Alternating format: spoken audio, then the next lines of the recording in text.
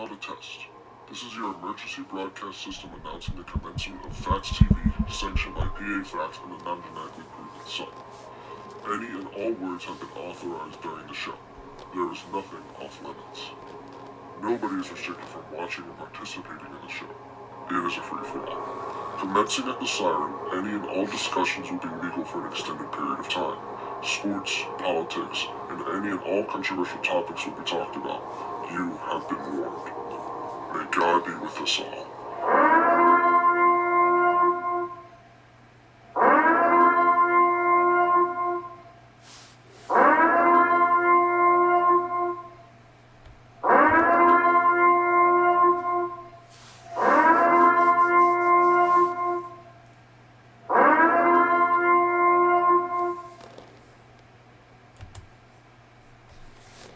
Good evening. Welcome to Phatts TV. It's a Friday night. Day, what of it of quarantine now? Let's see here. I don't know. 7, 8, 9, 10, 12. Day 12 of quarantine. And you're still alive.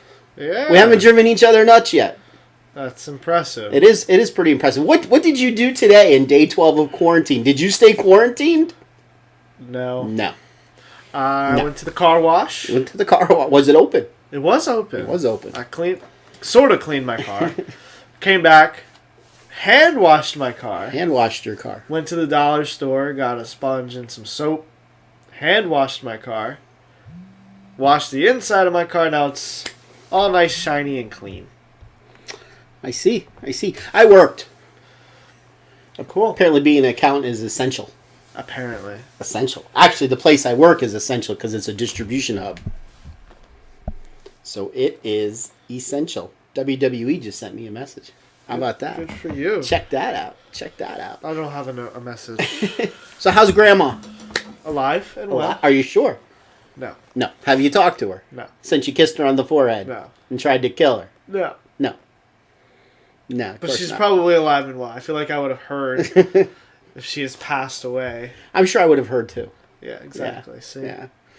So it's a Friday night, and it's a little after 8 o'clock. Now, back when I was young, like below the age of 10 young, you always did something on a Friday night at 8 o'clock. The same thing. The same thing every Friday night at 8 o'clock. You sat your butt in front of the TV, and you watched a particular TV show. And what TV show would that be? I'm not going to tell you yet. But Okay. let's check the stage. For those of you that don't know, I have an older brother and an older sister. They're not as fat as me, Oh, okay. so they don't have the Phatts name. That's their loss. But my brother, your uncle, Yes. used to have art classes on a Friday. Long time ago. Art classes. Art, yes. He does like art. He was always good at painting. He played the guitar. He was good at that kind of stuff. Me, I can't draw a stick figure properly. Yes. There's always one leg longer than the other. Yes. When I draw me as a stick figure, the third leg is the longest leg. But yes. Is Yes, that how that I'm going to hear from the FCC on that one. Ah. Yes. But anyway, so when my mom would go pick him up, she would come home, and we used to make Elio's Pizza every Friday night. Elio's Pizza. Elio's Pizza. Now, not the bricks that they sell anymore. They used to make a round pizza back in the day. Ah. And that was our dinner every Friday night for me, my brother, and my sister. Maybe if my sister's watching, she'll remember that. I doubt my brother's watching. He's, Just one pizza? just one. Yeah. Was it like a 12-inch pizza? It was a 12 or a little larger, yeah. That's not enough. Yeah, That's not enough for back me. in the day, it was. I think I ate the whole thing by and myself. then at 8 o'clock, a good TV show came on. Do you want me to Google this? No. Do I know this TV yes, show? well, yeah. I mean, they made it into a movie. I mean, Friday Night Live is on Friday night. Does that count? That would be Saturday Night Live, No. and that's on a Saturday night. No, And that's Friday on at Night Live. 11:30. Friday Night Live. Let me see here. There was a character, a very minor character on the show to make it really hard called Flash. Huh? Flash. You mean the superhero? No, he was a dog.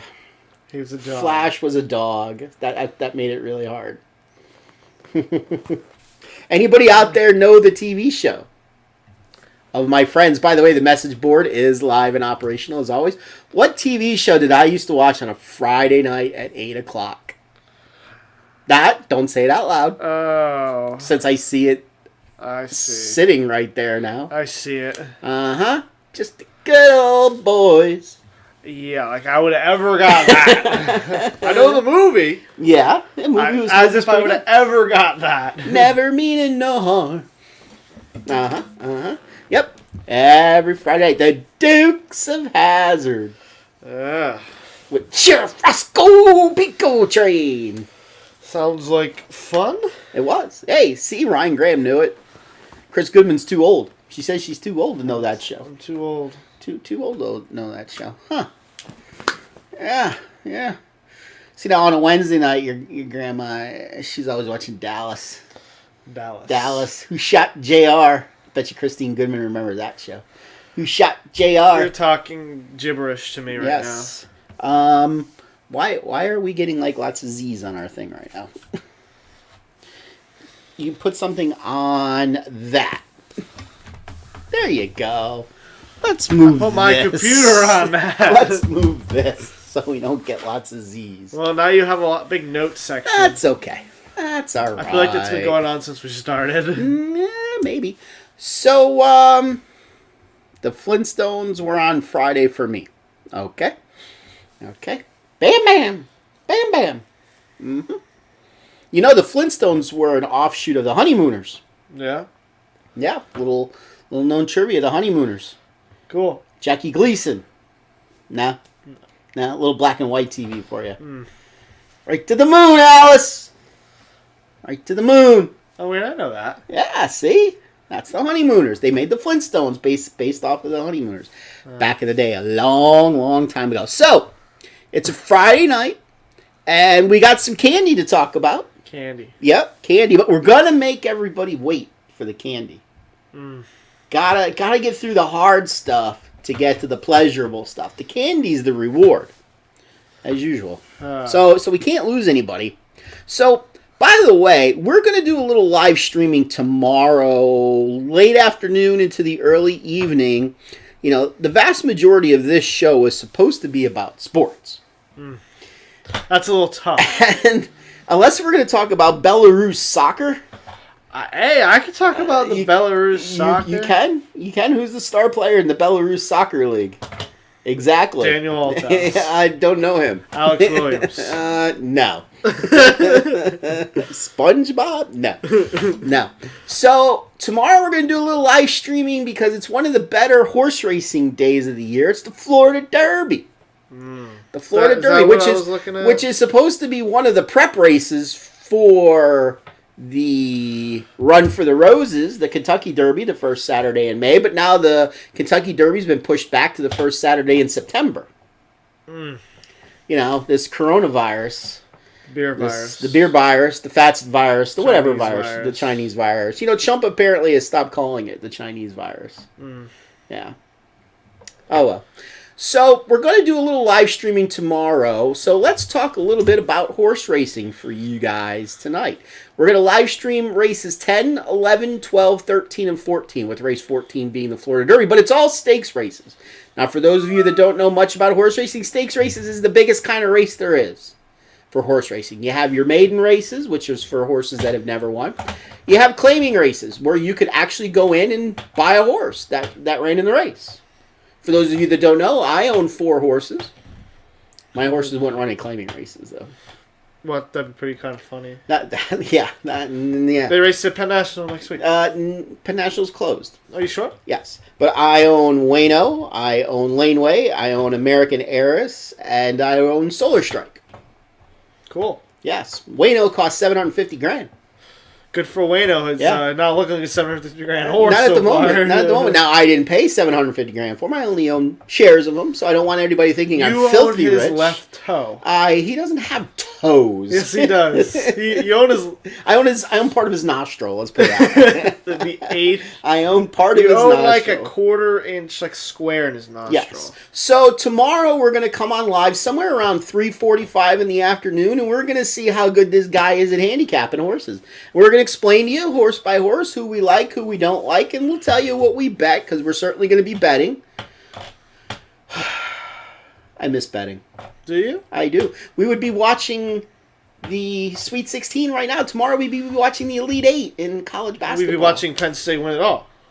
Yeah, you know, there is one thing doing a bracket. They did make the Sweet 16. They are facing Florida State in the Sweet 16. That's all right. I saw another bracket where they lost to Duke in the second round. Yeah, well, they were a 6 seed, and they beat the 3 seed who was Creighton. And they beat Richmond in the first seed, in the first round. So anyway, so we're going to talk about all that, but I want to give everybody just a little taste of what's going to go on. So I had Daniel and I handicap the 4th race tomorrow at Gulfstream, which is a stakes race. There's a $100,000 purse on the line. It's on the turf for 1 mile. 1 mile on turf. 8 furlongs for those of you. Horse racing is typically told by furlongs. There's 8 furlongs in a mile, so obviously every furlong is... Eighth of a mile. Very good. That Penn State education is doing you State proud. Get it right. Penn Steak, as you used to say when you were young. And my Kaiser Weiser education. Yes. So, I had you go through the program.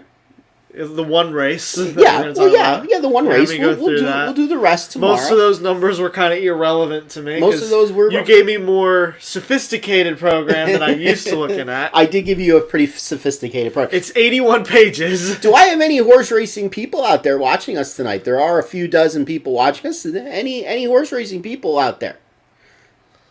Chirp, chirp, chirp. Bueller. So we'll wait to see. So you got anything to say on the one horse tomorrow? The one horse's name is Please Call Me Back. I put an X next. You put an X.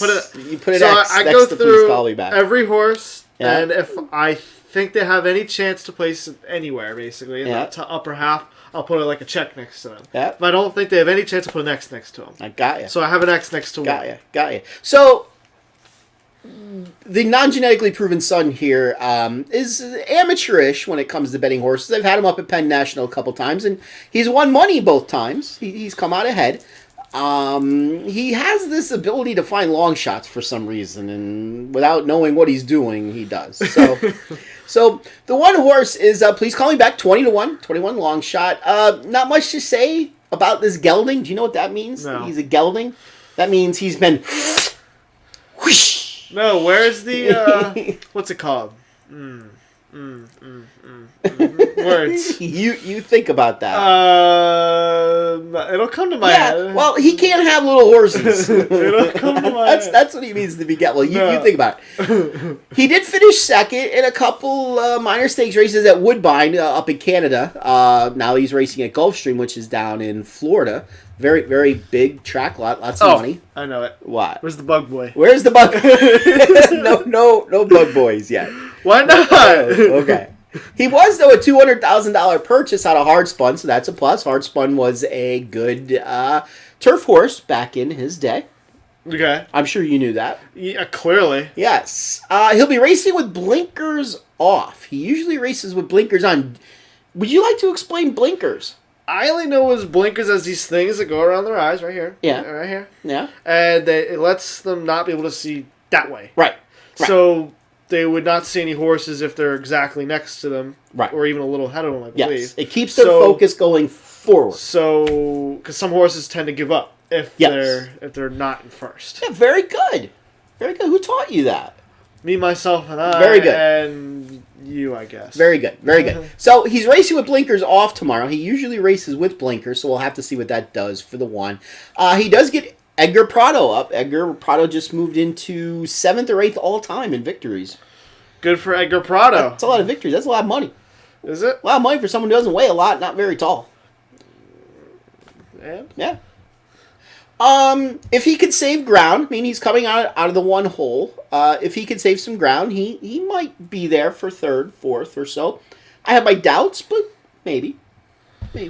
I just have an X. The 2 horse, Captain D. What do you have for Captain D? An X. You have an X. You have an X for Captain D. I did not like Captain D. You didn't like Captain D. Well, Captain D is 15-1. I don't see him doing much either.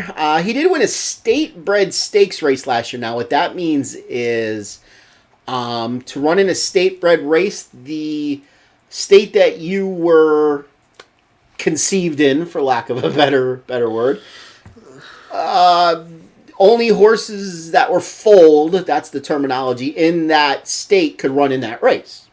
Okay. So I believe that race was at Gulfstream, so that means he was foaled in Florida. So that means that race was only open to horses that were foaled in the state of Florida. So usually the competition is a lot less than when you're not running in a state-bred race.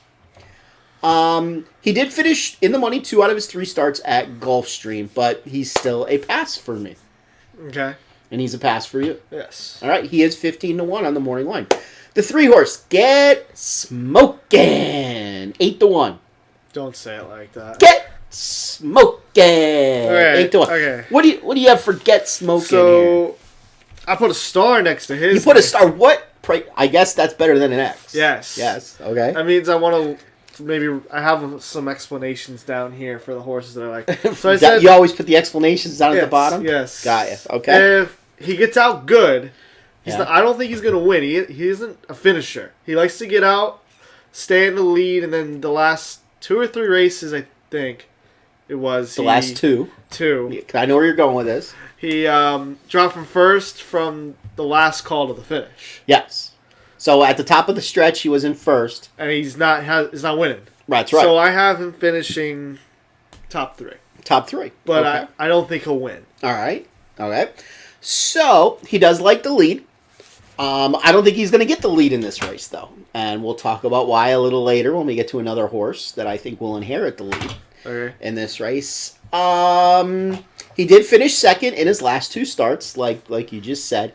They were both on the turf. One was at 7.5 furlongs, and the other was at a mile. Mm-hmm. I think if this race was 7 furlongs, he would have a lot better chance. Don't be surprised though if he's in the mix at the top of the stretch, like he usually is. But I think he's gonna fade. Let's see here. What notes do I have in my head? If he does inherit the lead, he'll try to slow the race down, conserve some energy. But like I said, I don't see him getting the lead in this race. There's another horse later on that I think will. The mile is the distance is a little for me. I just don't think he can hang on for that long. Wouldn't be surprised if he has the lead at the top of the stretch, like I said, but I think he settles for a potential minor award. Basically, the same thing you said. Great minds think alike. What's our excuse? I don't know. Okay. 4 horse, Summer to Remember at 8-1. Okay, I also have a star next to him. Oh, you have a star next to him at 8-1. His last race he won with a 143 and 4, but in a mile and 16. Okay, so this is a shorter race by a half a furlong. Yeah. Okay. And then I have back in 2019 he won at 134 and 4. Okay. Which when I was going through the other horses that were winning at a mile, that was a good time. That is a good time for a mile. 134 and 4 is a good time for a mile. I have him also in the top 3. Okay. All right. I have other times, like other horses that I was comparing them to. Okay. Would you like to talk about anything now, or are we waiting till we get to that horse? It's just the 3 horse too. Like the 3 horse ran a 138 and 4 in a mile as well. So it's like, okay, 4 seconds. Okay. Yeah. Okay. I don't know. But what he's not discussing is how was the track that day? If the track's deeper, the times are going to be slower. I have no idea where that was in there. So a good thing to do there, if you have a program in front of you, would be to look at the speed rating of the horse for that race. Just because he ran, let's say, 4 seconds faster than he did another time, doesn't mean that the speed difference is going to be any less. If the track, they call it the track variant, if it's playing deeper that day, or the ground has some give in it, the times are going to be usually a little slower. Okay. So in other words, it might have rained the night before when he ran slower. Make sense? Yeah. Make sense? Okay. So, someone to remember, 8-1. He did race in the Grade 3, which is a stakes race. You have Grade 1 is the best. That's like the Kentucky Derby, the Breeders' Cup, all that stuff. Then you got Grade 2 and Grade 3. So he did race in the Grade 3 Kitten's Joy in January. He finished third. The 3-horse that we just talked about, Get Smokin'. He was in that race as well, and he beat the 4-horse by 2 lengths in that race. Did you happen to see that? No. No. But someone to remember, he raced very evenly in that race. So that means, he just kind of stayed there, loped along. I know you're here for the candy, Christine. Too bad. We'll get there. Don't worry. He loped along. But let's see here. What was in my notes? He was in the 3-path the entire race. So Get Smokin', who had the lead in that race, got to stay right along the rail. And someone to remember was out in the 3-path. So, of course, going around the turns, he had a race, basically a longer distance, probably by about 120 or so feet, because he raced 3 wide around both turns. So he raced at least 120 feet further, and he only lost by about a half a second, which is 2 lengths. A little bit under a half a second. So technically, someone to remember actually ran a better race. Technically. He's a classic stalking style colt. What that means is he likes to sit literally 1 to 3 lengths off the lead, and then at the top of the stretch, he likes to go. I think he's got a better opportunity in this race. Last race, he came out of his post position was 9, so of course he's going to be outside a little bit. This time he's only coming out of post position 4, so I think it's a better opportunity with the inside draw. He also has Luis Saez up. Luis Saez right now is the hottest jockey at Gulfstream. Cool. I know. I don't know if he wins, but I'll definitely put him in the exotics, meaning 2nd and 3rd. I will play him to win, though, if I do get 8-1 on him. Okay. All right. The 5-horse, Inter Miami, 30-1. He's a long shot. What do you got for me? Let me guess. You got an X. First race on turf. It is. It is his first try on turf. Yes. I'd say he's overmatched here. He did win his last start, but it was one of those state-bred races. $25,000 claimer. That's not very good. Not for down there. No. So he was a toss for me as well. Number 6, Vitology. Kind of like bracketology. Vitology. 5-2 on the morning line. So he's one of the favorites. He only had a check mark for me. He actually made it through both rounds at a check mark. Okay. Both rounds of horses that I chose. Okay. All I had is he won his last race a mile 16 at 141.4. Okay. Which that's a pretty good time. That's all I had. Okay. So he's in my top 4. Okay. He is a major player here. I would agree. He's multidimensional.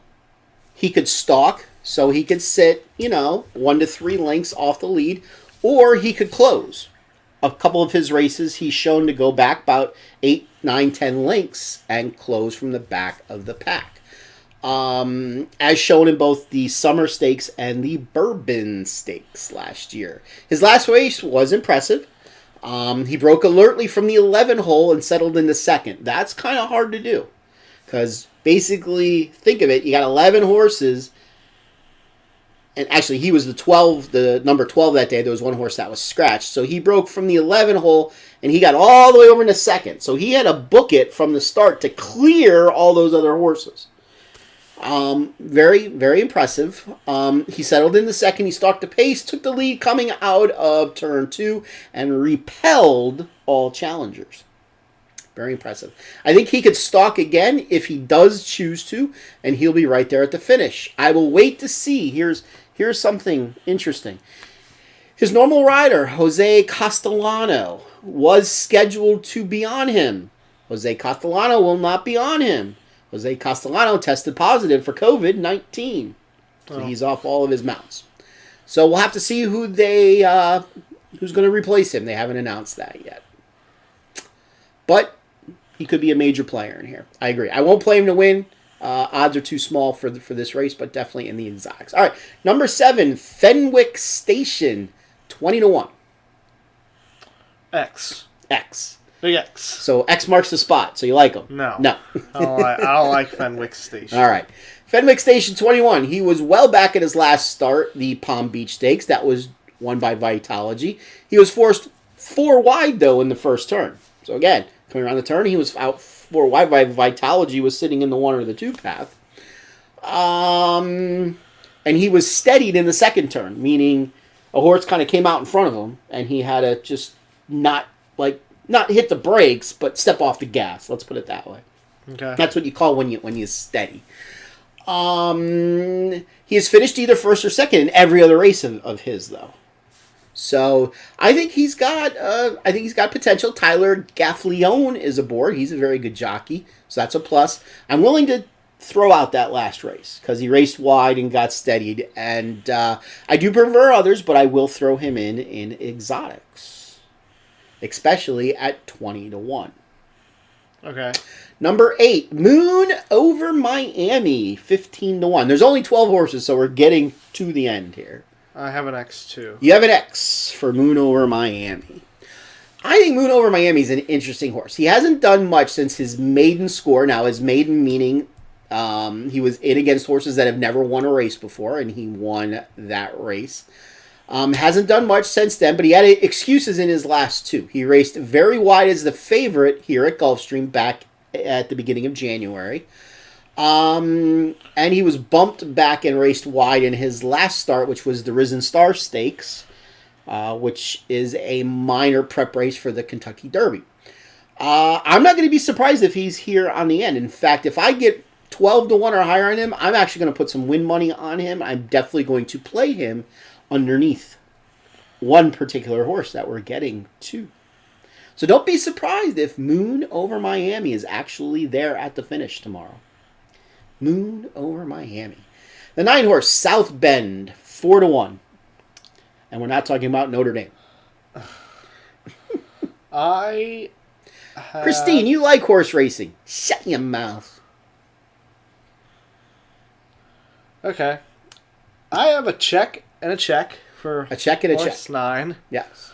I wrote down that he had his last race he had a good finish. He did. He gained almost 4 lengths, I believe, between the last call and the finish. Correct.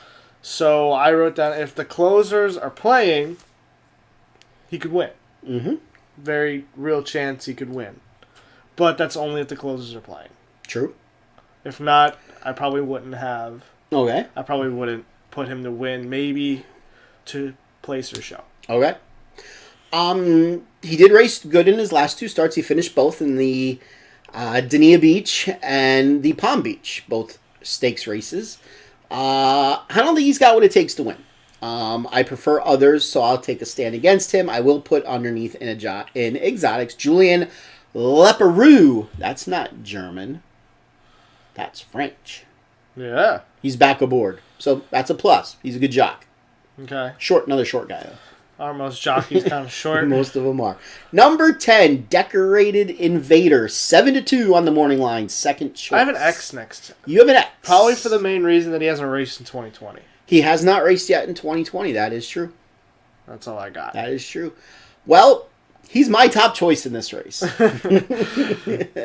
As the non-genetically proven son just said, we have not seen him since he finished a respectable 4th in last year's Breeders' Cup Juvenile Turf. Before that, he won his 2 prior starts. He won the Summer Stakes up in Woodbine, where he beat the 4-horse. Summer to Remember. He beat the 6-horse, Vitology, who we both thought was a major player in here. Before that, he won his maiden race. Now, he is a horse that likes to sit a little further back than a stalker. I would definitely not call him a stalker. He likes to sit about 5 or 6 back and makes his move about halfway through the race.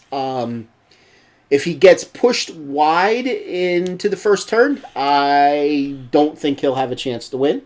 But if he could tuck in like the 3 path or the 2 path, I think he'll be right there at the end, especially with his outside post. He won't get traffic trouble, as they say, as if he were inside. So assuming he doesn't get caught out wide in the first turn, I look for him to be exploding down the stretch. and win the race. If he stays at 7-2, I will put win money on him. I'm not expecting him to stay 7-2. I'm expecting him probably to be the first or second choice in the race, probably at 5-2 or less. Who's my favorite jockey? Ooh, that's a really good question. Whatever one cheats the most and not gets caught. Whatever one wins me the most money. Let's put it that way. All right, Mr. Hustle, 12-1. Okay. So, it's raced 3 races. Yes. Right? Yes. Won them all. But he hasn't raced in 2020. He has not raced in 2020. I do have a star next to him. You and do have then a star. Then a check. Okay. So, a his star pro, and then a check. He's won all his races. Yes. The problem is, this is his longest race. This is his longest race. Yes. He went, what, 6-7-6, 7-6-7? He went furlongs? 6-6, 6.5. 6-6, 6.5. Yes. So we're stretching out. We are stretching out a decent furlong amount. and a half. Yeah. So I don't have him winning. Okay. Maybe a place or a show. Okay. Maybe. Okay. That's it. Well, this is the horse that I think will have the lead. He likes to have the lead. If you were to look at the program, you see a lot of ones. Yes, I into did see the a lot calls. of ones. And since he races in sprint races, he's going to have the lead in this race, unless if he doesn't break good. Like you said, though, he was last seen winning the Soar Free Stakes last August at 6.5 furlongs. That's my issue with him. This is his first time going a mile, and he's coming off a long layoff. Tough task. But if he could get an easy lead and slow down the race between the first call and, say, going into the turn, he could be there at the end. I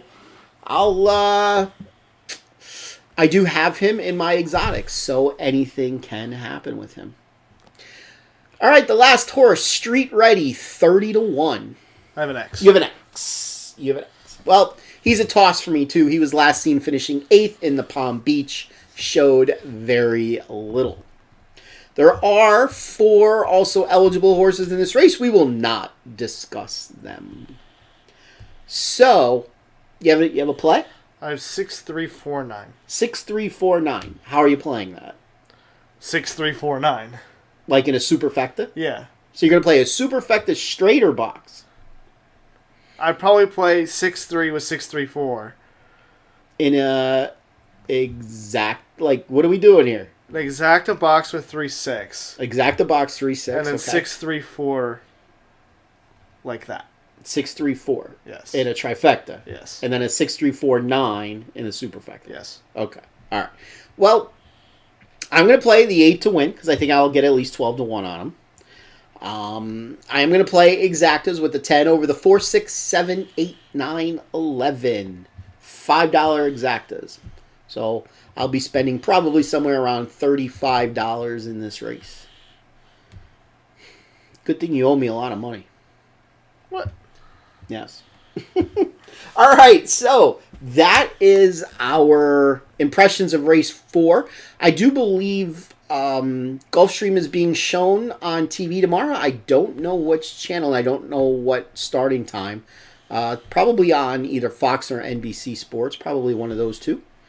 But I'm sure they will be showing races 10 through 14. So we will be on when they are on. And you get to sit and listen to us bitch and curse and all that other stuff. All right, let's get to what Christine Goodman has been waiting for. Ugh. The candy bracket. The Candy Man can. Now, I'm sure these pictures that I took do not look good. Let's shrink that. And expand that for the blind person. You need to go up them too. Yes. There we go. All right, so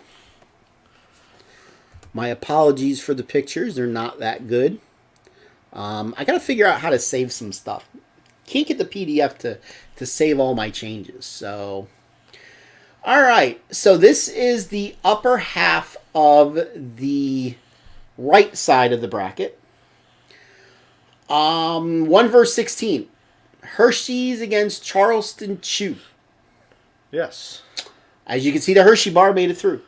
Not surprising. Very close. Very close. 100%. 100% to 0. 100% for the Hershey bar.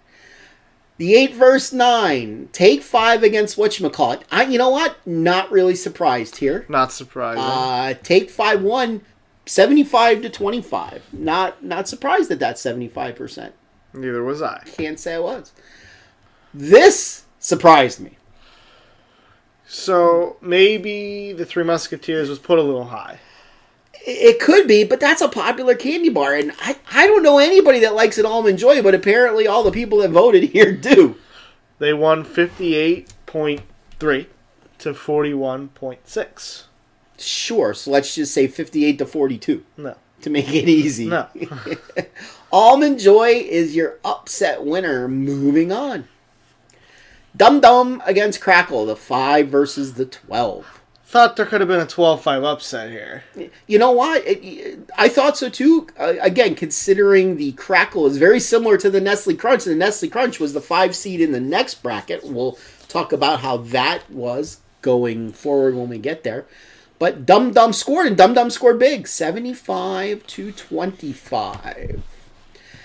Peppermint Patty and Mounds. Now, this came down to the very last vote. It was tied going in. Peppermint Patty pulls it out by 1 vote. 1 single vote. They are moving on. Skittles against Baby Ruth. Skittles won pretty big. 75-25. Mars against Fast Break. This was decently close. 58-42. Mars over Fast Break. Your number 7 seed moving on. Kit Kat and Chunky. Kit Kat moved on. Pretty big. 92-8. Yes. Kit Kat moves on. Your bottom seed. Snickers against Clark. Oh, I was so hoping for the 116 upset here. No, it wasn't even close. I was so hoping. But Snickers held on 75-25. Held on? What do you mean held on? Held on. They will be facing the 9 seed who scored a minor upset. Hershey's Cookies and Cream over Nutrageous, 58-42. So the 9 seed moves on. Reese's Pieces, 75-25. People over need to get some taste buds. They do not taste like Reese's. They don't. I'm not a They're fan of gross. Reese's Pieces either. And when I looked up a scoreboard, it actually sounded kind of good. Well, then you'll have to try one day. Yeah, I do see them in vending machines. But Reese's Pieces moves on, 75-25. Nestle Crunch beats Caramello. Oof, ever so close. I know you were sad at that. Oof, I said if Carmelo gets through that one, they could make a run. Yes, but they didn't. No. No. I don't know what's wrong with people. They pick Dum Dums over Crackles, but they won't pick a Carmelo over a Nestle Crunch. It's the same thing. 58-42. Nestle Crunch moving on. Whoppers against Good and Plenty. This was pretty wide. Whoppers pretty easy, 75-25. Starburst against O. Henry. This was actually closer than I thought it was going to be. Starburst with the 67-33% victory. All right, this one surprised me. Rolo against Wonka Bar. Apparently, nobody knows what a Wonka Bar is. I don't know what a Wonka Bar is. It's chocolate. Nobody knows what a Wonka Bar is because Rolo got out to the early lead and kicked the Katush out of the Wonka Bar, 83-17%. And last but not least, the one that I think is coming out of this bracket, the Twix Bar, crushed Mr. Good Bar, 92-8. Somebody who's watching right now is disappointed because I know they voted for the Good Bar. Who? I'm not telling you, but they're old. Oh, makes sense. Of course. Ryan Graham wanted Caramello. Yeah. Yep. All right, so let's look at now round 2 of the left bracket to see the matchups. Because this is what we're going to be voting on next. So, can you move the screen up some? No. And to the left? No. And to the left? I'm getting there. Thank you. All right, so Reese's Peanut Butter Cup is going up against Milk Duds. I think this is an easy win. I think it's an easy win too, but we'll see. Milky Way against the $100,000 Grand. You know what? There's somewhat of a similar bar, except the $100,000 Grand has some like Rice Krispie kind of stuff. I think this could be really close. This depends on the voters. Yeah. If the younger generation are going to go Milky Way. Yeah. If it's an older generation, they're going to go the Grand. Yeah. I think Milky Way is going to survive, but if I had a vote, I wouldn't be voting for them. I would be voting for Milky Way. I'd be voting for older generation, younger generation. Tootsie Roll against Gummy Bears. You probably think this is going to be a close one. I do not, actually. I think this is a blowout for Gummy Bears. Me too. This is going to be a 90-10. Screw the Tootsie Roll. Here come the Gummy Bears. Are you still on screen sitting the way you're sitting now? You have that on screen. I know, so you might want to sit a little... I don't need to be on screen. Oh, okay. I need to see the TV so I can see your bracket. And last but not least, we got Butterfinger taking on Twizzlers. You calling the upset here? You think this is an upset. Are you calling for the upset? This also depends on the voter. What generation is voting? If it's going to be the older generation, they're going to pick Butterfinger, and I'm going to call you all dumbasses. Because Twizzlers are definitely better. Okay. I'm calling for the upset. You are calling for the upset. I am calling for the upset. Well, they'll lose the Gummy Bears then. I think Butterfinger is winning right here. Butterfinger. I think Twizzler is the first top seed that's getting knocked out. The first of the top two. All right. Let's look at the other bracket on the left-hand side. M&M's against Mike and Ike's. Blowout M&M's. I gotta agree. Blowout with M&M's. Jelly Beans, Hershey's with almonds. I'm calling the slight upset here. I like Hershey's with almonds. I remember when you would never touch that candy bar. That candy bar is really good. I remember you. Nuts. P.U. You hated them. Happy Joy has almonds in it. That ice cream that the creamer makes. It's coconut ice cream with almonds and chocolate chips in it. Really good. Yeah, look, you grew up. Butter pecans, really good. You grew up. It's got pecans in it, but it's kind of like an almond. You grew up. Swedish Fish against Blow Pop. This is the one matchup I don't really care. Swedish Fish. Swedish Fish is going to take down the 14 seed. 14 seed thinks they're making a big run to that Sweet 16. Swedish Fish. You think? Close. You think it's close, Close. Huh? You know, the voting was close. Now, granted, you know, they were facing different things, but when they originally voted in the first round, they were one vote off. Swedish Fish, close. Close. But... All right. Gonna hold on. And then we got Candy Corn against Hershey Kiss. Blowout Hershey Kiss. I gotta agree. I don't see Candy Corn. I don't think people really like Candy Corn. I feel like the only reason Candy Corn got through because people really didn't know what Bit of Honey was. Yeah, I think if people ate a Bit of Honey, they would have won that. Yes. I think you would like Bit of Honey. I don't think you've ever tried a Bit of Honey. I really like honey. I know. I have a honey bear out there for my chicken. I know. And you didn't like honey until recently, actually. No? I ate honey in elementary school. No, you didn't. Yes, I did. So, let's go back to the first bracket. Brad says candy corn. Yuck. Yep, candy corn is pretty yuck. But they did make it through the first round. All right, so this is where the bracket of death starts becoming the bracket of death. Hershey Bar against Take 5. Do you dare call for the upset? Hershey is the number 2 seed in the tournament. This one's going to be close. Very close. But I think the Hershey Bar will come through. You do? They did win 100-0. So, yeah, but that's over the Charleston shoot. They're not going to win 100-0 this time. Again, who's voting? If you know what a Take 5 is, I think Take 5 could really give Hershey a run. Yeah. I think this could be like a 55-45, if not even closer than that. Yeah. But I think Hershey's going to end up sneaking by. Yeah. And then they'll easily make the Elite Eight. Yeah, it's a shame that they got to go up against each other here. Because I think if you put Take 5 up against Almond Joy or Dum Dums, Take 5 advances. Yes. But I think similarly to you, it's just going to be so hard for them to beat Hershey Bar. Yes. Although, you never know. I mean, those that have tried, it depends who our voters are. If you've tried to take 5, you probably like to take 5. Chocolate and pretzels, man. And peanut butter. And peanut butter. That's a hard combination to beat. So, that's going to be interesting. All right. Almond Joy against Dum Dums. I was not expecting this matchup.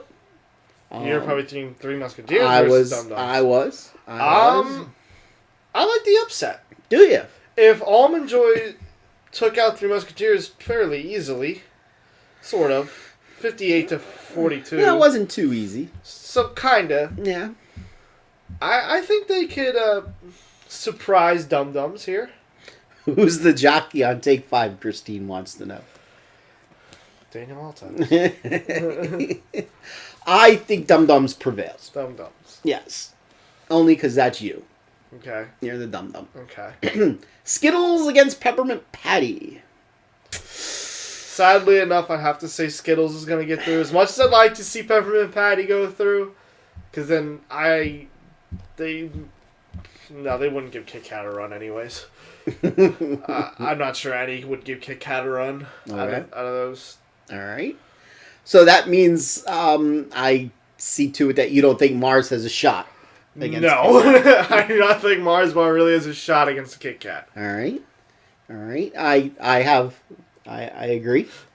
So I got the 1 seed, the 5 seed, the 3 seed, and the 2 seed. So wow, I'm so pretty boring. I'm pretty. I have the 1 seed, the 13 seed, the 3 seed, and the 2 seed. Yeah, I'm pretty well chalked there.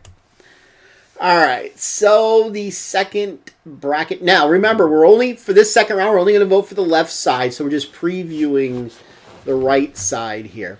So we got Snickers against Hershey's Cookies and Cream. Our only white chocolate entry did make it through round 1. You think it's got what it takes? I got Snickers here, but close. Snickers, but close. Close. Within 10% of each other. 15%. I love to call for the upset here. I would so love to call for it. I'm going to call for it. Letting personal gains, letting personal preference sway. You definitely know my dislike for the Snickers bar, yes. I'm not really a white chocolate person. There's 3 people in this house, and 2 of them can't stand the Snickers bar. And that other one's not you, apparently. No, I like the Snickers bar. It's a good bar. I mean, I'm not a white chocolate guy either. But yeah, I know you don't really like white chocolate. I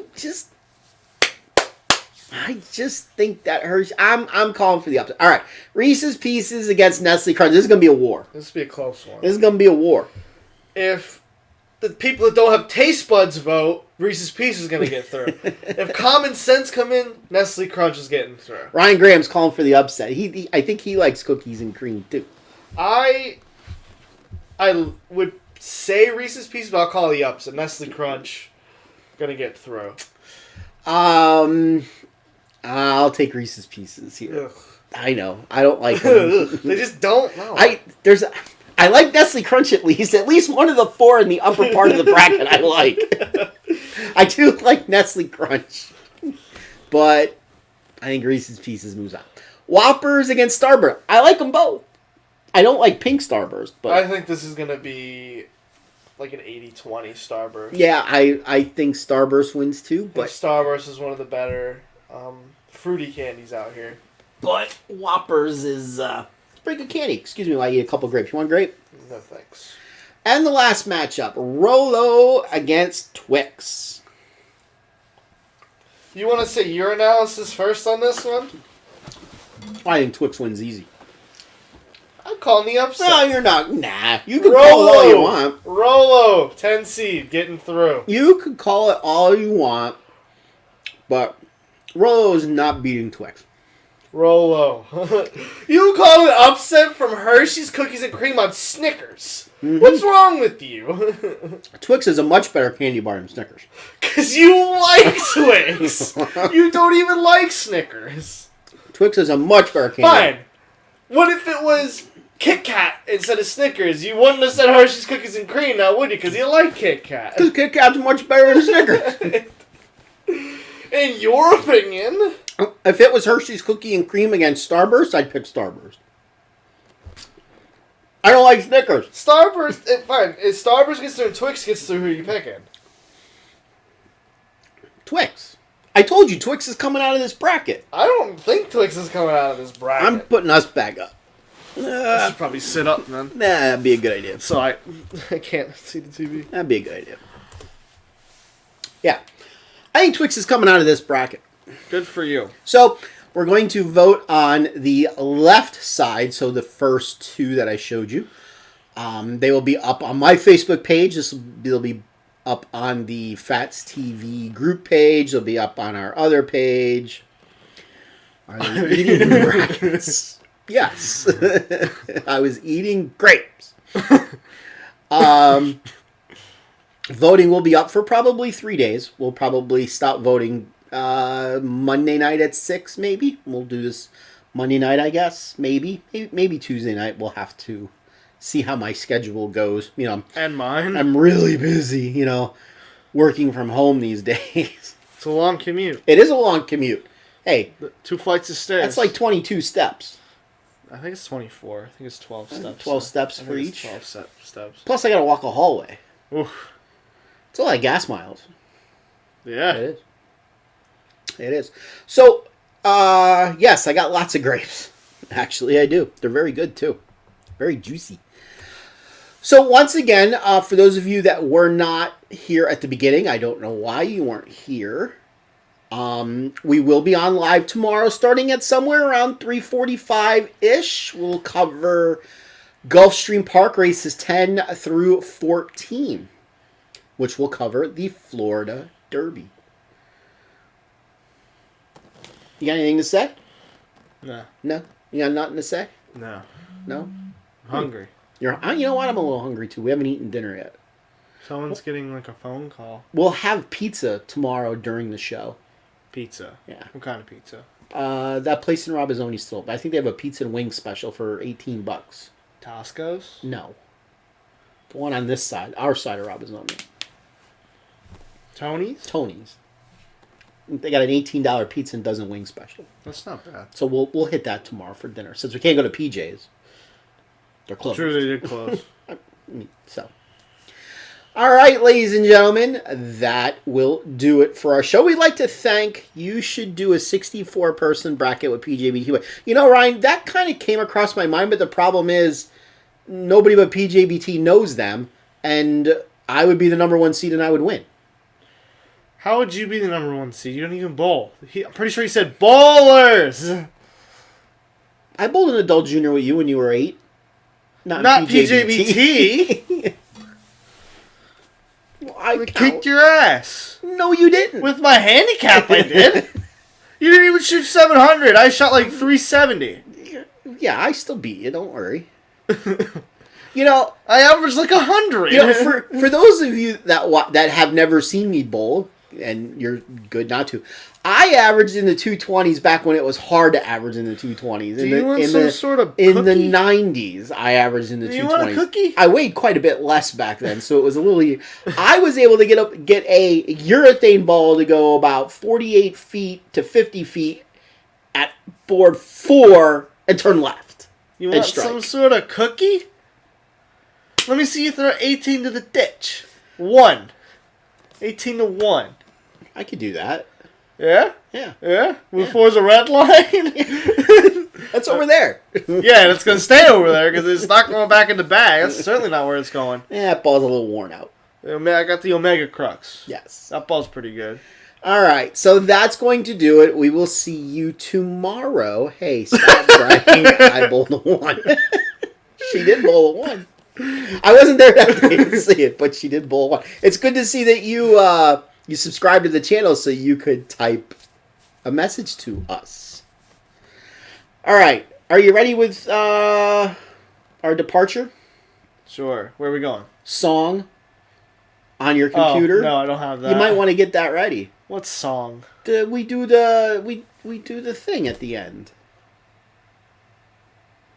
The Thing? Yeah.